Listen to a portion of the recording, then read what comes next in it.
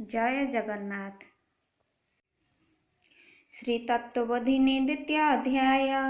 श्री रामचंद्र उवाच तुम्भे गुरुदेव तुम्भे मो पिता मोते कही देव ए तत्व गीता तुम्भ चरण को मुनाब करी पार होई जीवी अगाध बारी आहे गुरुदेव शुणिबा थरे आउ संशय रहिला मनरे नृपति गुंफारे जाई रहिब केते दिने पुण बाहर हेब।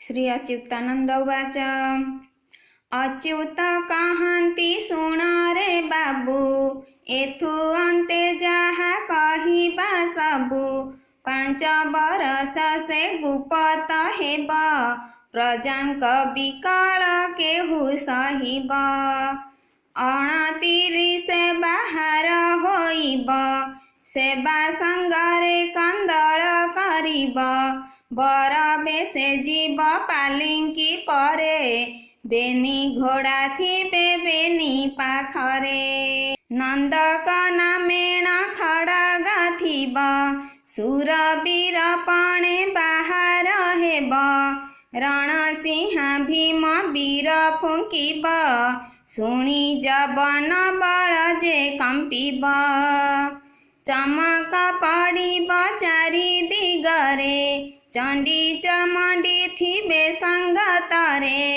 जगन्नाथ बल देव जे दुई संगरे थिबे जे से बेनी भाई मोर भकत रही देखुथिबे श्रीक्षेत्रे आसी प्रवेश होइबे महानदी रे करिबे स्नान छाड़ी पलाइबे देखी दमन चक्रतीर्थरेण टेकिबे छता 36 निजोगे होइबे मता बलदेवतांकु शाढ़ी बांधबे नृपति पणे ताही बसाइबे निज कटकरे होइबे राजा देवी मानंकु देबे बलि भोजा अक्षय तृण थिब तांक पास कटक गादी की लागिब त्रास 2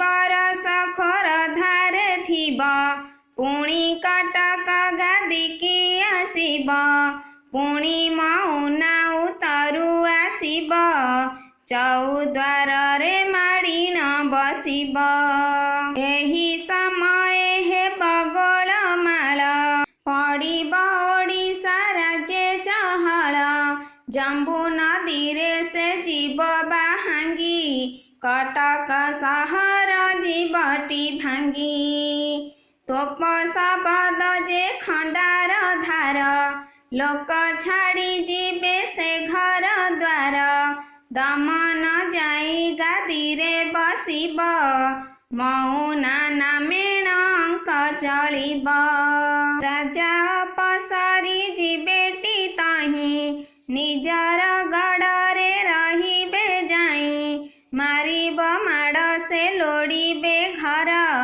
ए रूपे मौना साधिबे कर साधिले से मारिब डर पृथ्वी होइब जेनार खार 31 थिब होई सबु घोर कली रे मान देखिबु कली रे महादेव सेठा बरे मोर भकत थिब निश्चल रे बोलंती राम शुणी मा गोसाई कि रूपे भकत रहिबे काहीं केउ भकत केउ ठारे थिबे ए क्षेत्र खंड के मन्ते देखिबे बोले अच्युत शुण राम तुही प्रथम अध्याय देली बुझाई द्वितीय अध्याय कहिबा शुण भकत मानक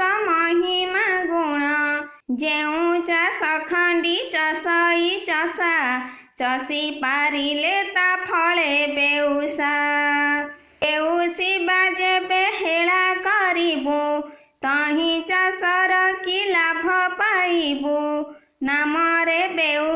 କଲତି ଚାହୁଁ ଭକତ ମଧେ ଟାଣ ଅଟେ ସେହୁ।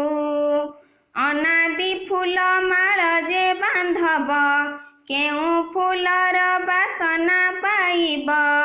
ଅକ୍ଷର ମାନକେ ନାନାଦି ଗୀତ ବାଛି ପାରଇ ତା ମୋର ଭକତ।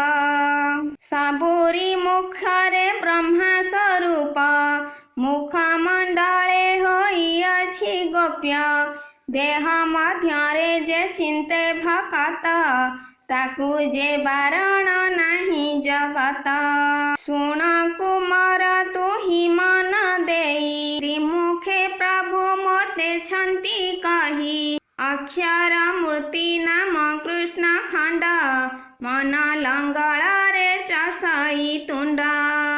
ସୁଚିତେ ବାଛଇ ନଥାଇ ମିଶା ଅକ୍ଷୟ କୃଷି ସେ ଫଳେ ବେଉଷା। କୃଷି ଫଳିଲେ ନ ଘୋଟଇ କାଳ ତେଣୁ ମୋ ଭକତେ ହୋଇ ନିର୍ମଳ। ଗୁରୁ ଯାକୁ ବୀଜ ଥିବଟି ଦେଇ ସେ ସିନା ଅକ୍ଷର ବାଛି ପାରଇ। ହ ରୂପରେ ହଂସ ଅଛି ରହି ହ ଭଜିଲେ ସେ ହରିଙ୍କି ପାଇ। ହ ପରେ ଅ ମିଳିବ ତିଳେ ବାଛିଣ ଭଜ ତୁ ଅତି ନିର୍ମଳେ। ହ ବୋଲିଣ ଅକ୍ଷର ହୋଇବ ଡାହାଣ ଦିଗେ ଦିଅଁ ଗୋଟି ଥିବ। ଶିଖାରେ ମଣ୍ଡିବ ଶୂନ୍ୟରୁ ଫାଳେ ହରିହର ବାହୁ ଥିବେ ସକଳେ। ହରି ବୋଲିଣ ଚାରି ଅଙ୍କ ଦେବ ଓଡା ଲେଖିଲେ ହରି ବୋଲାଇବ। ଧ୍ୟାନ ନିଶ୍ଚଳେ ଚାହିଁବ ନିରୋଳେ ହରା ବୋଲିଣ ହୋଇଯିବ ବଳେ। ଏମନ୍ତ ବାଛି ଏକତ୍ୱ କରିବ ଗୁରୁ ନାମ ଚିହ୍ନି ଯାଠାରେ ଥିବ। ଗୁରୁ ଦେଲା ମନ୍ତ୍ର ହୋଇବ କୁଞ୍ଚି ତେବେ ସେ ପାରିବ ଅକ୍ଷର ବାଛି। ଆକାର ଅକ୍ଷର ଏହି ପ୍ରକାର ତା ଦେହେ ମିଳିଲା ଯାଇ ହକାର। ଶୁଣ ରାମଚନ୍ଦ୍ର କହିଲି ତତ୍ତ୍ୱ ନାମ ଚିହ୍ନିଲେ ବୋଲିଟି ଭକତ। ମନ୍ତ୍ରରେ ଯାହାର ନାହିଁ ସଂଶୟ ତାହାର କାହାକୁ ହୋଇବ ଭୟ। ଆଦ୍ୟରେ ଗୁରୁ ଏ ପ୍ରାନ୍ତରେ ନାମ ନାମରେ ଚିହ୍ନଇ ଅଖିଳ ବ୍ରହ୍ମ। ନାମ ସୂତ୍ରକୁ ଯେ ବାଧରି ଥିବ ମନ ସୂତ୍ରରେ ଯେ ମାଳା କରିବ। ଗୁରୁ ଛାଡ଼ିଲେ ଯେ ନାମ ଛାଡ଼ଇ ଚିହ୍ନିଲା ପଦାର୍ଥ ପାଇବ ନହିଁ। ନାମ ପୁତ୍ରକୁ ଯେ ବାଧରି ଥିବ ମନ ସୂତ୍ରରେ ଯେ ମାଳା କରିବ। ତାହାକୁ ଭକତ ବୋଲି ଚିହ୍ନିବ କଳି ଘୋର ଭୟ ତାକୁ ନଥିବ। ଲୋକ ବିକାରେ ଭୟ କରୁଥିବୁ ଦମ୍ଭ ଭାଙ୍ଗି ଅଦମ୍ଭରେ ରହିବୁ। ପ୍ରଭୁ ଚରଣେ ଚିତ ଥିବ ଦମ୍ଭ ତାହାକୁ ଲକ୍ଷ୍ୟ କି ପଥର ଖମ୍ବ। ଏହି ଲକ୍ଷଣେ ଯେଉଁମାନେ ଥିବେ ଘୋର କଳିକି ସେ କିମ୍ପା ଡରିବେ। ଜୟ ଜଗନ୍ନାଥ।